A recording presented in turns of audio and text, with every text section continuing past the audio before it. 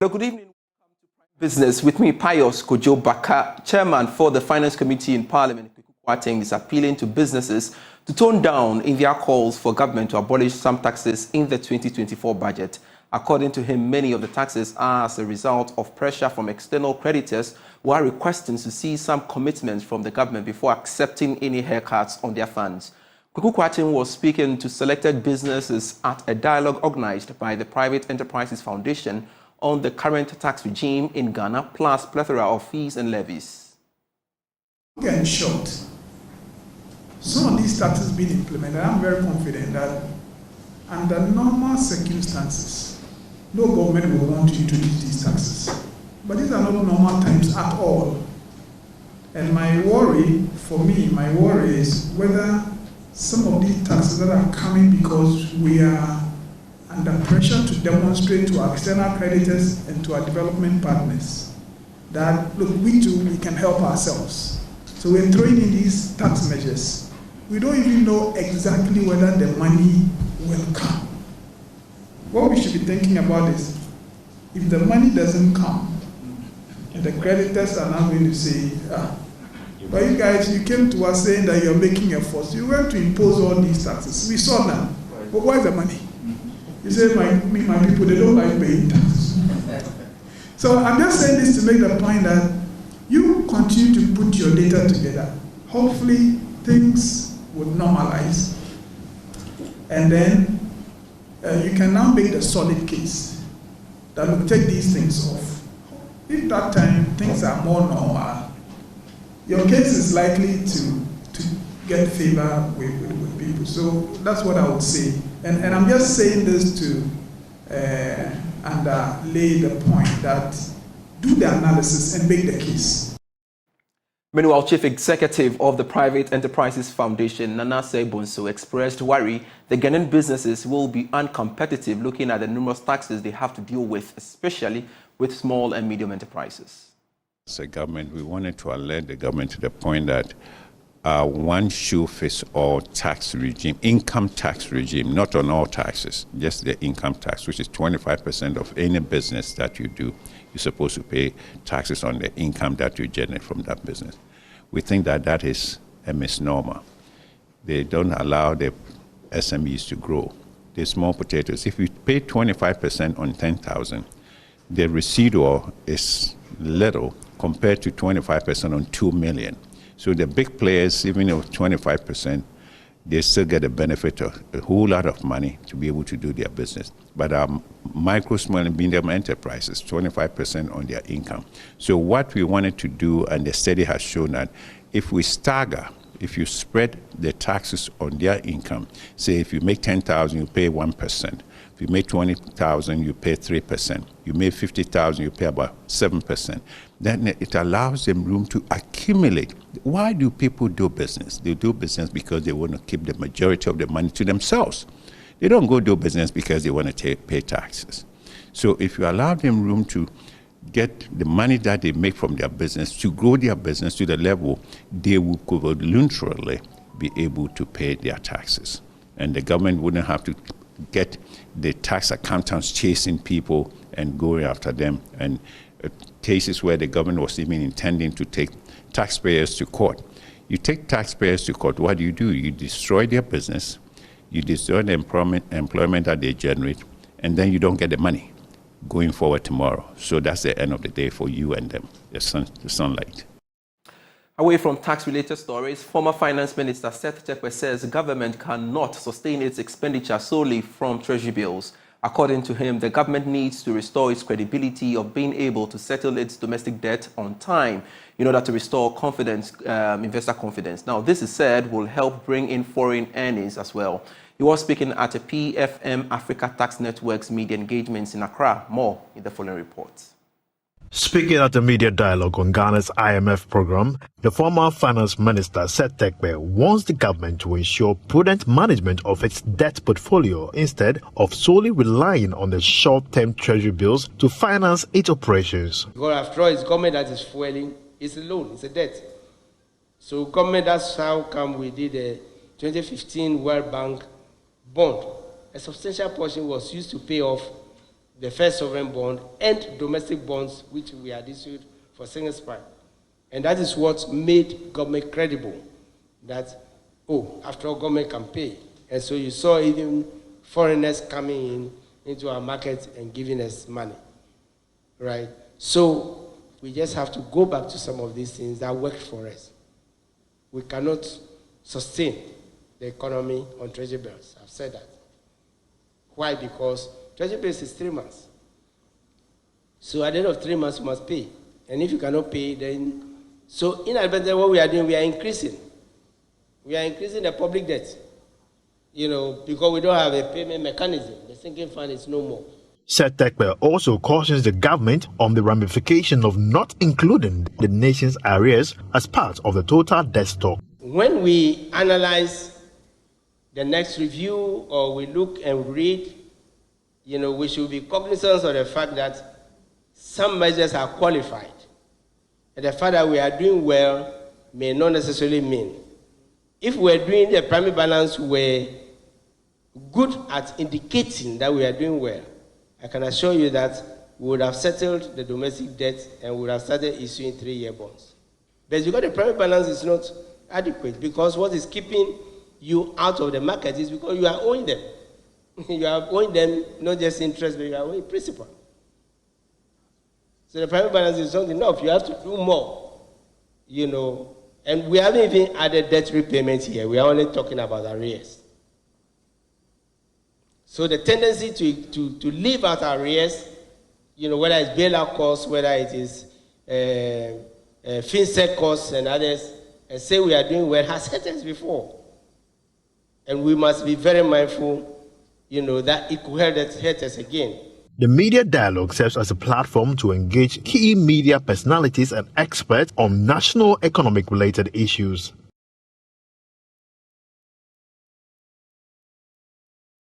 In more business news, the Ghana Chamber of Telecommunications says it will intensify education on mobile money fraud following the upward adjustment for mobile money accounts.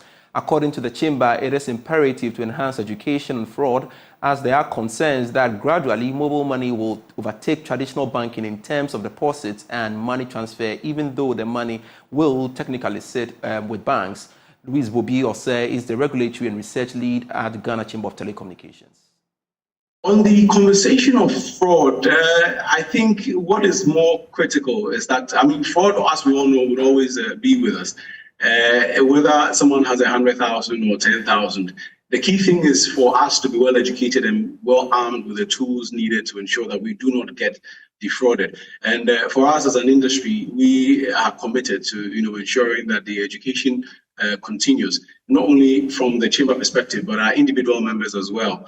Constantly, educating our customers on the things they should do to avoid being defrauded. So I think the as to whether or not the increases in the daily and monthly transaction threshold or the balance limits they have would lead to fraud. I think what we should be looking at is ensuring that the customer is well educated and well equipped with the necessary tools to be, and also the necessary knowledge to ensure that he or she or they are not defrauded.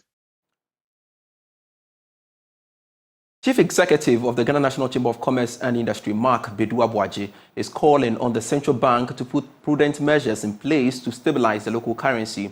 His comment comes as a result of the depreciation of the cedi. Now, Joy Business can confirm that the cedi has crossed the 13 cedis mark and now selling at 13 cedis 02 pesos. Now, speaking earlier on the marketplace, Mark Bedu-Aboagye said a steady depreciation of the cedi would still have a negative impact on businesses, hence the need for the central bank to intervene. I think the depreciation is actually consistent with what we have been experiencing at the beginning of every year, on the back of the increased demand for the dollar to import during the Christmas festivities. We imported a lot of things. There's a time that those who imported are paying, so there is pressure on the dollar for those who are importing. Also, the multinationals, largely, some of them will be transferring money to their host nation. So it's consistent with what we have been experiencing in most of the first quarters for the past years.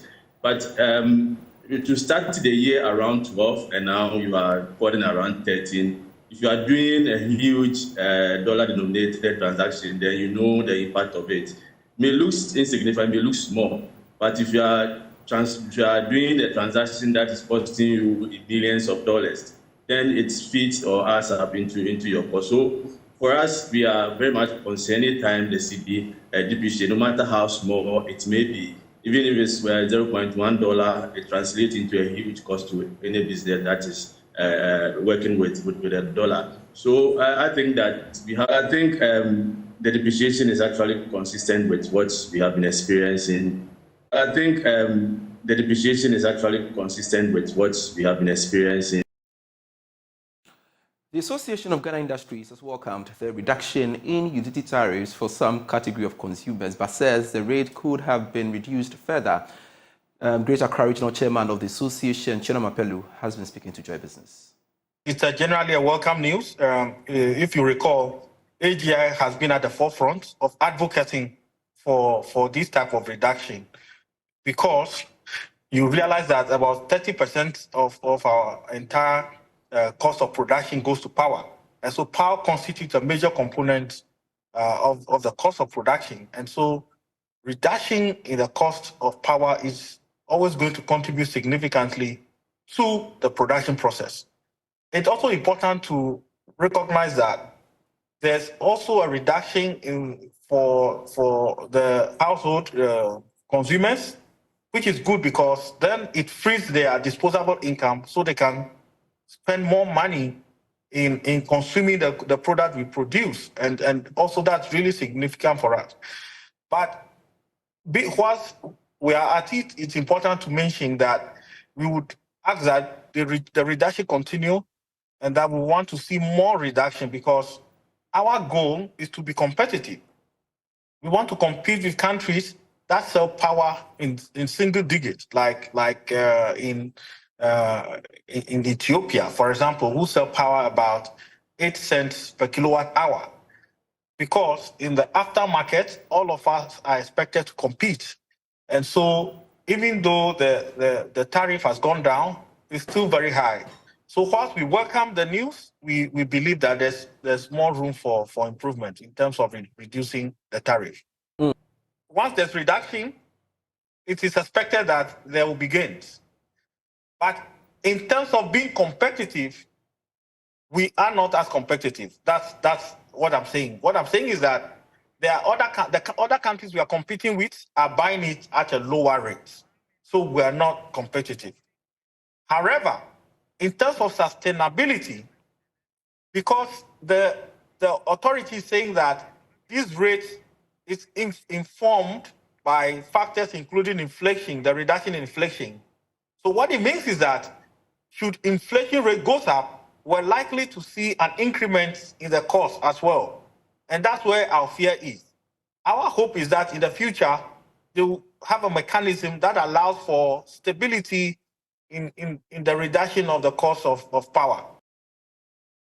This is still Prime Business. The Acting Commissioner of Insurance, Michael Andor, has indicated that the National Insurance Commission's resolve to enhance customer satisfaction by addressing unsettled issues surrounding insurance claims. Now, to this end, the Commission has launched the Complaint Management System, known as the CMS, an online portal which allows customers to send unresolved claims grievances to the regulator. Mr. Andor said the move, which leverages on technology, will create a convenient resolution process for customers and improve service delivery in the insurance sector. More in this report. The complaint management system will address complaints associated with insurance claims. It is one of the initiatives by the National Insurance Commission to leverage technology to improve the claims process and address unresolved customer grievances. Speaking to the media after the launch, the Acting Commissioner of Insurance, Michael Andor, noted that the platform will ensure utmost customer satisfaction and enhance service delivery. The attitude towards complaints, when you are doing business with someone, he has a grievance, he has a complaint, it is important to respond to those complaints so that you take care of the person. And that is what I address. And this system is supposed to help us to do that. Now, to make a complaint, you don't need to travel, you don't need to, wherever you are, once you have access to the internet, you can go there and conveniently submit your complaint to us so we can deal with. He explained how to access the portal. So you go to the hub. There's a hub that is displayed. If once you have access to the internet and you go to that hub, the portal will pop up and you put in your details and you hit submit. There is a plan for USSD short code to be used to do this. It was going to come together, but I think there were some technical hitches, so that will be worked upon. So it will be possible at some point to use your USSD code to submit a complaint. Mr. Ando urged insurance companies to establish a robust complaint mechanism. We are actually coming up with some market conduct directives. These are regulatory requirements that we bring out to insurance companies, and that one that has got to do with complaints. So we are going to require insurance companies to first of all have procedures within their companies to receive and resolve customer complaints, because a lot of the complaints, as the IACG chairman indicated, can be resolved at the companies. So they can go there and then make their complaint. It's a requirement. They must put that in place. So if the customer is not satisfied, then he can come to us and bring his complaint to us, and then we can resolve it. The portal, which has been operational since 1st February 2024, allows policyholders to enjoy fair customer treatment at their convenience. Thanks so much for being part of Prime Business. I am Pius Kojo Baka. For more stories, do log on to myjoyonline.com/business. See you. Bye.